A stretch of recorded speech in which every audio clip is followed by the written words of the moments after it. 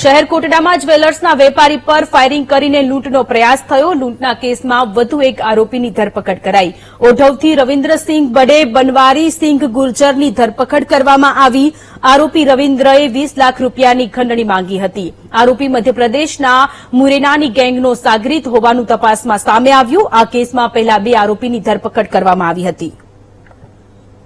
તો શહેર કોટડામાં જ્વેલર્સના વેપારી પર ફાયરિંગ કરીને લૂંટનો પ્રયાસ કરવામાં આવ્યો. લૂંટના કેસમાં વધુ એક આરોપીની ધરપકડ કરવામાં આવી છે. ઓઢવથી રવિન્દ્રસિંહ બડે બનવારીસિંહ ગુર્જરની ધરપકડ કરવામાં આવી છે. આરોપી રવિન્દ્રએ 20 લાખ રૂપિયાની ખંડણી માંગી હતી અને તેને લઈને આખી કાર્યવાહી કરવામાં આવી છે. આરોપી મધ્યપ્રદેશના મુરેનાની ગેંગનો સાગરીત હોવાનું તપાસમાં સામે આવ્યું છે. સંવાદદાતા અનિતા વધુ વિગતો સાથે જોડાયેલા છે. અનિતા, શહેર કોટડામાં જ્વેલર્સનો વેપારી પર ફાયરિંગ કરી લૂંટનો પ્રયાસ કર્યો હતો અને હવે કાર્યવાહી કરવામાં આવી છે. 2 આરોપીની ધરપકડ કરાઈ. જી, ખાસ જે પ્રકારે શહેર કોટડામાં જ્વેલર્સના જે વેપારી પર ફાયરિંગ કરવામાં આવ્યું હતું અને લૂંટનો પ્રયાસ કરવામાં આવ્યો હતો, ત્યારબાદ બીજા દિવસે રૂપિયા 20 લાખની ખંડણી કેસની અંદર ક્રાઇમ બ્રાન્ચની ટીમે વધુ એક આરોપીની ધરપકડ કરી છે. રવિન્દ્રસિંહ ઉર્ફે બડે ગુર્જર નામના આરોપીની ધરપકડ કરવામાં આવી છે.